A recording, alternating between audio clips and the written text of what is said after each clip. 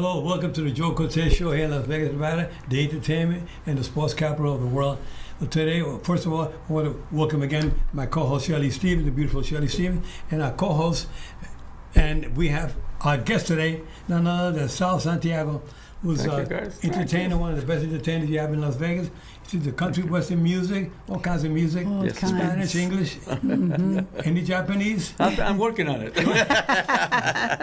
It's an honor to have you on the show today, Sal. You know, we were the other Tuesday night. We were at the German American Club. We went to watch you and perform, but mainly we went there for your mother-in-law's Tina. Tina was her birthday, her 77th birthday, and she's doing great. And your beautiful wife Michelle. Thank you so much for inviting me. Thank you for coming. It was an honor to have you guys. Well, it's an honor watching you entertain. You really have a lot of talent.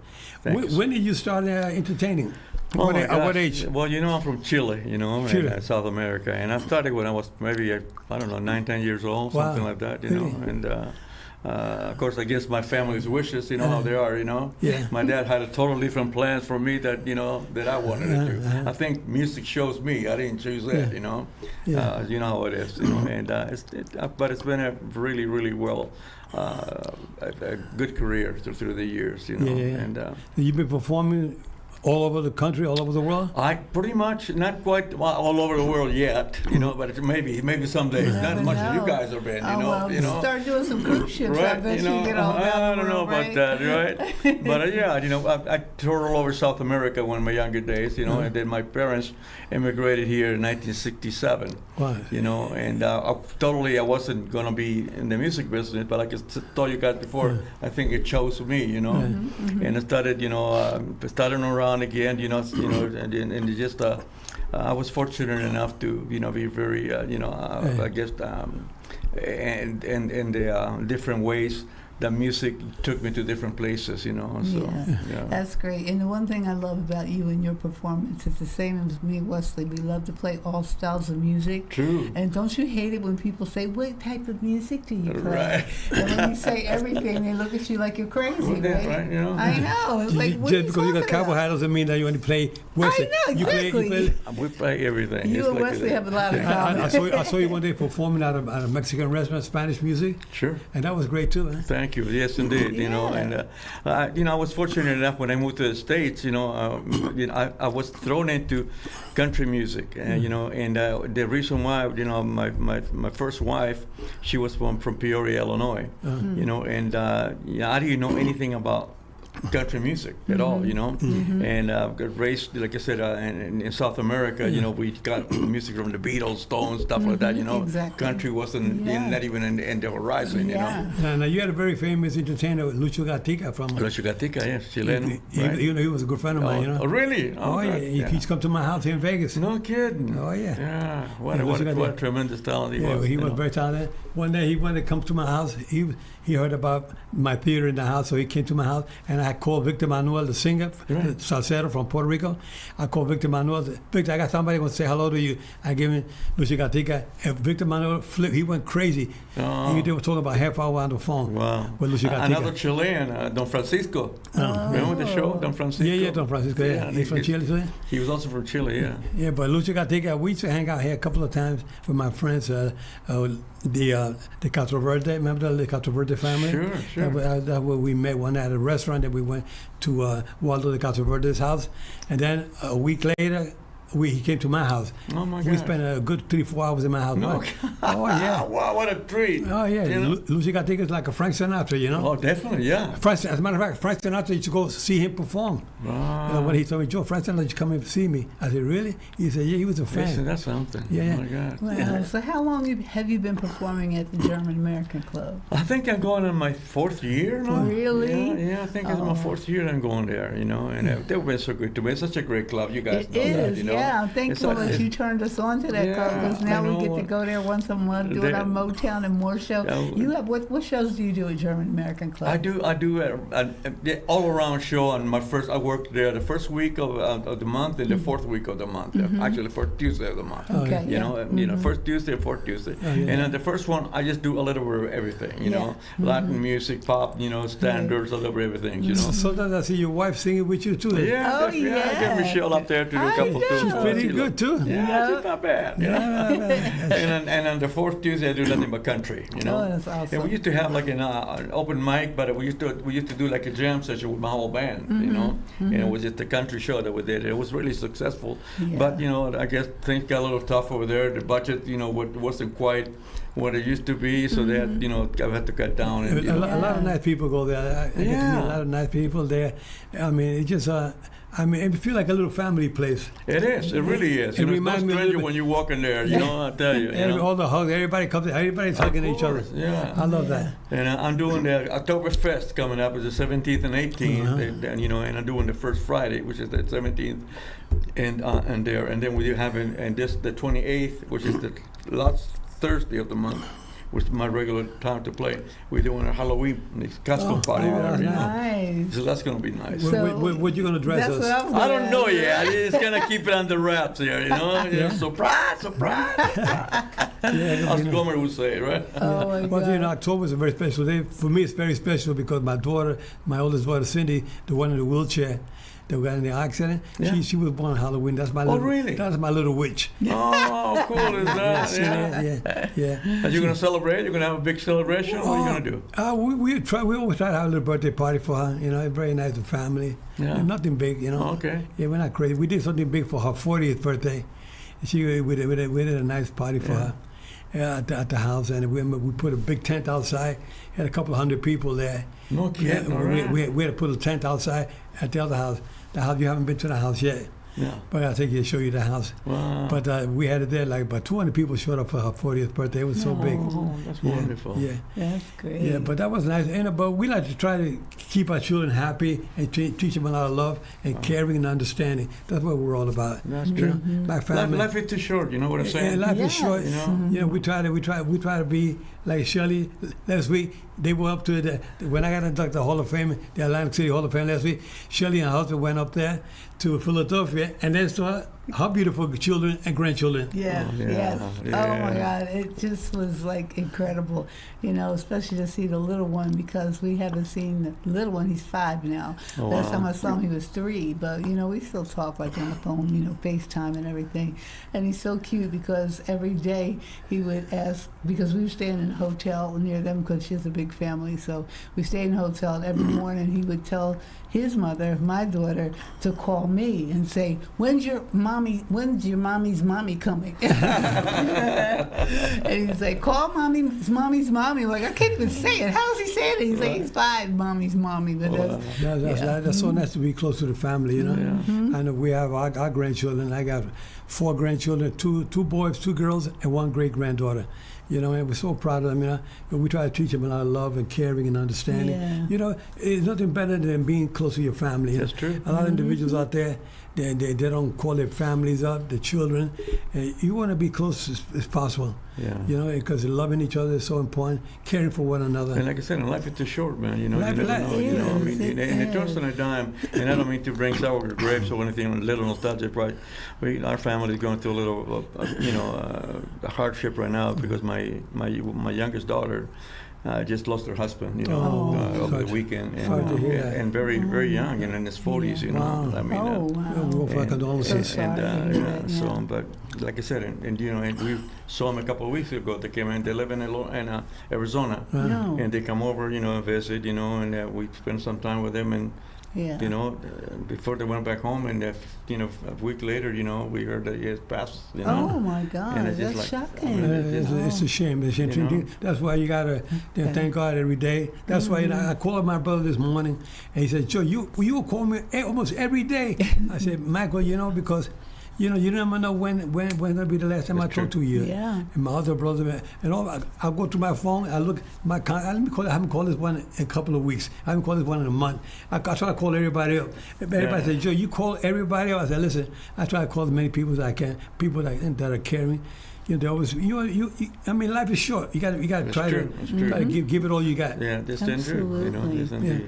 I know your mother-in-law. She lost her husband last year. Yes, she did. And it was hard on her. It's been very hard for her. Sure. But after you married for 60-something years, I mean, you lost your partner, your soulmate or whatever, that's why we got to show her a lot of love and attention because, like you say, life is short. And she's so sweet. Much. She's so sweet. Right? She's a sweet lady.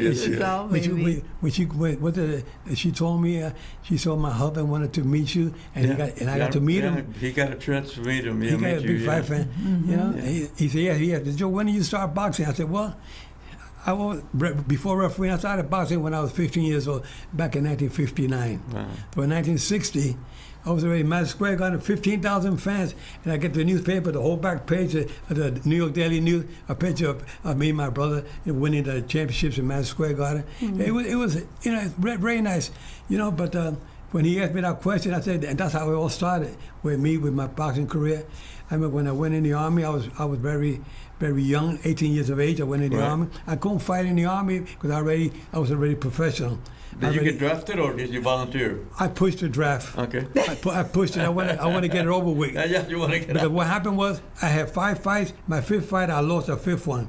And I got so upset I joined the Army. But I went in the Army. I was still a little active in the Army. I was able to fight. Were you boxing in the Army though? Not for the Army. Okay. I was boxing, outside. When on the weekend, I would go to Juarez, Laredo. I went to Hawaii several times. Yeah, and I had like about 5 or 6 fights when I was still in the Army. But I couldn't fight for the Army because I was already professional. So when I got out at the age of 20, then I got married when I was 21. Wow. Yeah, and it was 60 years ago last week. Oh, congratulations! What a sweet lady you have, my friend. Yeah. I gotta try to show our friends out there, how life is so important. Yeah. My family, my friends, my neighbors. I got a neighbor down the street. I always stop by because I never see him and his wife. But once in a while, I see the garage opening up and I see him in there. I pull my car over. I come in and say, sir, Joe, went down the street. He said, yeah, I know who you are. You're that referee. I said, yes. I just call and say hello. See how you doing. If you need anything, please come knock on my door. That's the way we are with people, my neighbors, You got to care for people, And good heart, that's the best way. I've always been the same way. That's why I brought my kids up. I talked about my grandchildren, the 4 grandchildren. 2 boys, Bryce and Ricky, and the 2 girls, Ayana and Maya. Ayana's in San Diego State right now in college. Bryce graduated from Purdue University, and Ricky works with the U.S. government. Can't talk about what he does, but he's with the U.S. government. And then and then they got Maya, my 13-year-old, who's into play a lot of volleyball. Then we got the little one, Isabella, we call her Izzy. She's half Mexican, half Puerto Rican. Okay? And we love her so much. She's going to be 2 years old now in January.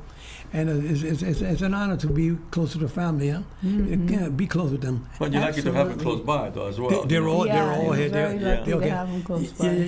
I just like you and your husband, you guys got mine all over the place too, just like you ended up in Las Vegas.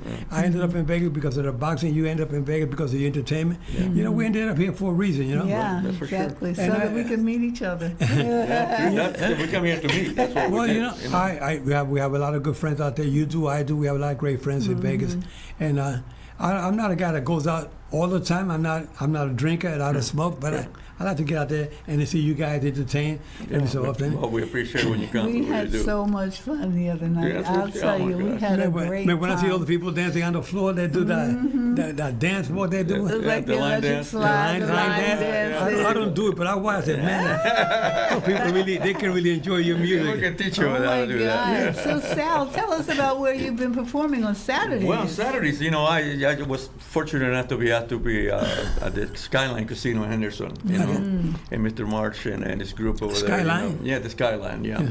So I've been there every Saturday. I started in July, and they keep asking me back, so they come and have me indefinite every Saturday, from 7 to 10. That's great. Rick, you might happen to have a video, maybe. I don't know. Maybe, have you got any videos of Sal performing? Sal's always so popular.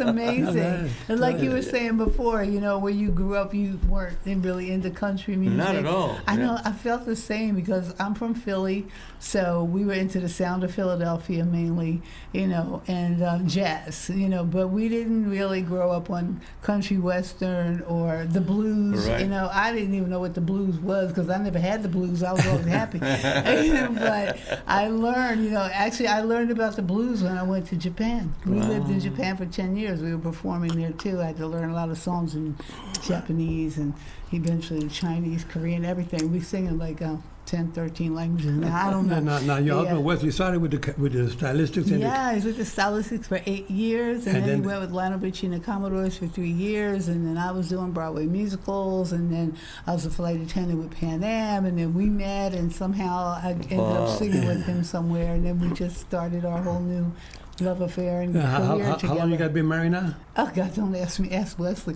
We got married in 1988. You do the math. I can't remember. We're having an anniversary, though. October 15th is our wedding anniversary. Yeah, so we can celebrate it. But unfortunately, you're busy because you're working at the Skyline. Yeah, you know, I'm working every Saturday over there. And like I said, I had a couple Saturdays off, right? So I had all kinds of intentions, you know, because our friend of ours, Donna, you know, she comes to see my show once in a while. Hey, Donna. And I say, Donna.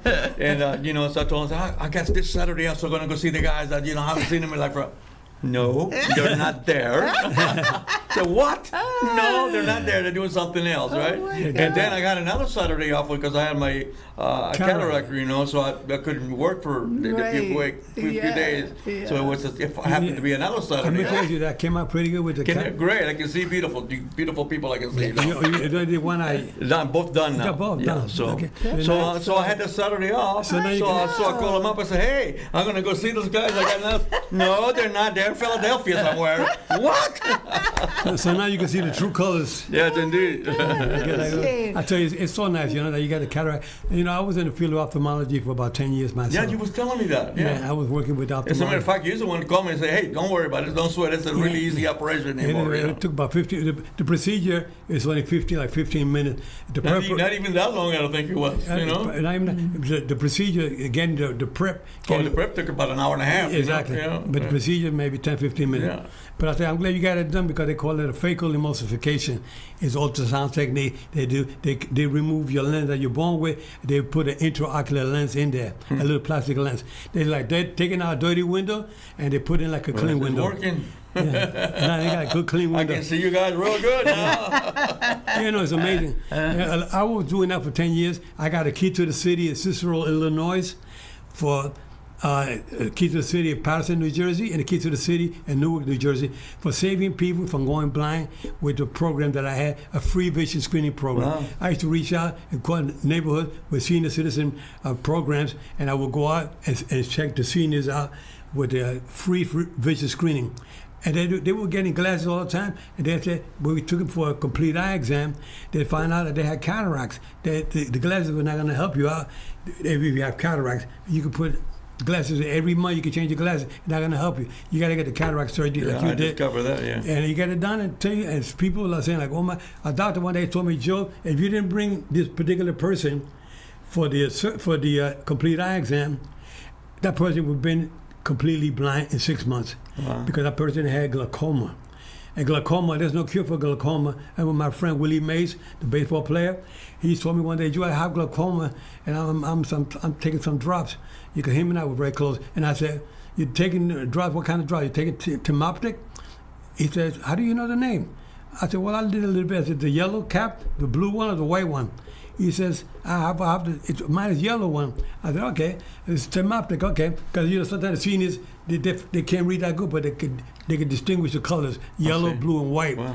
And they give them certain drops. And Willie May says, okay, I'm taking the drops. I said, Joe, Willie, there's no cure for it, but it's not going to get any better, not going to get any worse. You're going to stay right where you're at. Oh, okay. You know? But if you don't take care of it, you see this out there listening, if you don't take care of those, your eye exams on a yearly basis, sometimes you get, if there's glaucoma in the family, glaucoma is hereditary, and you can get yourself checked out because, like I said before, no cure, but you can keep it right where it's at with the medication. You know, and that's why that I said, Joy, you saved so many people. You saved from going blind because you did a free vision screening. If you didn't go out there to do the screening with your optometric technicians, they would have never known they had glaucoma. You know, but anyway, but it was a nice thing to do. You know, but the thing is, Sal, is to having you on the show, and Shelly, you guys perform at Lola's every Saturday night. Yes, and this Saturday, I'm so sorry again that we both work the same day. Come on now. No, but at Lola's this Saturday is going to be a very, very special night. Oh, yeah. What's going on? We're celebrating Joe's birthday. Remember Joe's birthday party? I know, right? Oh my God, that's the only thing. I'm gonna be 28 again. Oh my gosh! I thought you were 25, something like that, but 28. Close way. You know, I still got a little spark in your flesh. And he's fair, but he's firm. You think about me, Shelly, and you know, so I love people out there. I really care for people. That's why when I go to Lola, I like Lola so much, you know. And, you know, it's a nice place. Yeah, when I go to Lola and when I go to Jim Murray, I go there, man. You feel comfortable, you know what I'm saying? People, they're like family, you know. Yeah. And I just feel so comfortable with them. There's a guy that come, Paul and his wife Colleen. Paul in a wheelchair. A nice guy. We get close to each other. Yeah. They got Paul. Well, my family, thank you for coming Saturday. You know. We had a ball. I think we have some pictures maybe of your family. I don't know. I think we might have a picture with you and Tina and Michelle. Oh, that's Tina and my wife Michelle. Oh my God, I love them. I know they look like sisters. They look like sisters. Yeah. Beautiful. Hi guys. I know, right? Oh my God, they're so sweet too. We love your whole family. Yeah, it was nice. I mean, you know, being together with friends like you guys in the music world, we get to meet a lot of nice people out there, right? Absolutely. And we met what's that drummer guy, Bugsy? Bugsy, yeah. Bugsy sent me a text message yesterday. He did? Yes, yeah. And then not about when we're going to see each other again, but he was coming to Lola's to play the drums there one day. Yeah, we're waiting. He used to play with Marvin Gaye. With Marvin Gaye for 25 years, right? Yeah, I think Elton John, a whole bunch of people. Yeah, he played. Yeah, Elton John. Yeah, he mentioned them. So you know. So what do you guys do for Halloween, anyhow? I don't know. Last year we played at Miller's Tavern for Halloween, and but this year I think we'll probably be at Lola's, and so I'm not going to tell you what I'm going to be. I'll just you're going to keep it a secret too. It's a little bit risque. That's all I can say. It might include some fishnet pantyhose. We're not going to celebrate on the 20th on the Halloween day, you know, but we're doing it Tuesday. At the German American Club. Right. Oh yeah, that's right. So we're going to have prizes and custom for Now the German American Club they have a membership there. I see it on the wall. You don't have to have a membership to. We like for you to join the club. But there's no membership required. So you can come in as a guest. No problem. That place has been there for over 30 years, right? Oh, it's been longer than that, I think. You know. Wow. You know, I used to be a deputy constable in North Las Vegas. Oh yeah. Yeah, I used to be a constable with law enforcement, and then when I was there, I worked as a deputy constable. I was like regular police with the gun and the handcuffs, everything. But the only thing different was the patch. On the patch, I said North Las Vegas. Deputy constable, and Lou Tabby was the constable. He was in charge, and Lou Tabby was a boxing judge, and he used to judge some of the big fights here in Vegas back in the 50s and 60s and 70s. And he told me one day, he said, "Joe, you know, I'd like to see if you're interested in becoming a constable." I said, "But what do I know? I don't know anything about law enforcement." He said, "We'll go to a program, get you through a program, get you started with that, and then we'll see what they get from there." So I took the program, and before you know it, I graduated. How long ago was it, Judge? Oh, gee, it had to be at least 10, 15 years ago. Oh, really? Oh, okay. Yeah, it wasn't that far back. No, it wasn't. But it was nice, you know. It was a good opportunity. But then they wanted me when Lou Tabby retired. Lou Tabby said, "Joe, you know, everybody knows you because of the boxing, and but they see you as a deputy constable. They want you to run for constable." So then I said, "Okay, that'd be good." I wouldn't think of running to replace you. He said, "To replace me." I said, "All right." So anyway, we started the campaign. Before you know it, then we got a call. He said, "Joe, can you come to the office? I want to talk to you." Now they asked you for a resident. They want you to be a resident of North Las Vegas to be a constable. Already. Deputy is okay, but so the constable, you got to be a resident. I said, "I'm not going to move to North Las Vegas. I just bought a house here in the near Sahara and Rainbow, a nice section, a nice big house." I said, "I'm not going to move from there." The house was like about a 9,000 square foot home, beautiful setup, and I needed that for my daughter for her wheelchair and all that. I said, no, I can't move to North Las Vegas. I said, I'm sorry, but I'm going to resign. So I resigned altogether. Yeah. Yeah. Well, you should have bought another house in North Las Vegas. What the heck? No. We were. I mean, with your money, what the heck? You can do that. No, I got no money. I know. We had enough money to buy a nice house for Cindy, and then later on we ended up with the house that we had recently. Anyway, I'm not going to talk about that. We had to talk about you guys. So, Sal, tell the people how they can reach you if they want to hire you for a private party. Oh, my gosh. Well, you can reach me at, salsantiagomusic.com is my website, salsantiagomusic.com. And you can reach me there, and you can, see my schedules and where I'm at performing. And, or you can call me at 702-278-1550. So 702-278-1550. And that's only for business, not for anything. Come here for lunch, dinner, whatever. I don't care. That's your business number. And I just got a new venture that I just got into. I used to be in the insurance business a long time ago. Before I did real estate. And I just passed my exam a couple days ago, of insurance, so I'm going to get back into the insurance business. Congratulations. What are you doing, real estate too? I'm doing both. You're doing both? Yeah. Okay. Yeah. Good. So. Great. Good. Oh, my goodness. Oh, yeah, speaking of German American Club, we're also going to be there next Tuesday. Oh, that's right. That's our Motown and More show. Hey, I'm going to come see you. We call it Motown and More because, like Sal, we don't like sticking to one type of music except where that's what you're hiring us for. But we find that at these places in Las Vegas, most of them, they want to hear everything. And they'll send up a request that's for anything. And that's what we do. We like to please the people. And you guys do such a well job. Oh, thank you. Yes. You guys are so versatile. Wesley, so and he's a big Fife fan. But I think he was a big Fife fan before he became a musician. Oh, my God. Yes, he was. Because when he first met you, he just totally went crazy. And I had no idea who you were. But I quickly came to know because of Wesley. And then when we met, it was like love at first sight with him and his whole family. And they just always treated us like family. And we love him and his family so much. But speaking of boxing, there was a picture that you had that we want to show. That you met somebody when we were all together in Atlantic City. There was a picture. This one have Sugar Ray Robinson's a picture that I show people, and I saw it the other day on my website. The Sugar Ray Robinson. To me, the people say, "Who was the greatest fighter that you could think about?" I always say Sugar Ray Robinson was from Harlem, and he was. I never got to referee him because when I started refereeing in 1977, he was already been retired, but he was a world champion in the 40s and 50s. Great Sugar Ray Robinson was one of the greatest. Oh, and then there was a picture with you and your wife Sylvia, and you were with someone else. Yeah, he showed that before. That was that one. That's a Jack Johnson belt. Jack Johnson was heavyweight champion, the first Afro-American champion of the world, 1930, and so they came up with a championship belt, Jack Johnson championship belt, with a gentleman there presented to me and Sylvia at the Hall of Fame this past Saturday in Atlantic City. It was an honor, because that's what I did, Charles, that's why I did my first World Championship fight. Aaron Pryor and Miguel Montilla in 1982 in Atlantic City. I started refereeing in 1977. But people say, Joe, how do you start? When I won the 6 championships, Golden Glove championships, I wasn't just throwing punches. I was a decent fighter. I never hit the canvas. I never got cut, never got hurt, But my pride was one of my most fantastic moments in boxing was when I knocked out 2 guys the same night in Madison Square Garden with 12,400 fans there. 2 fights consecutively? No, one, and then semifinals that night, and then the finals.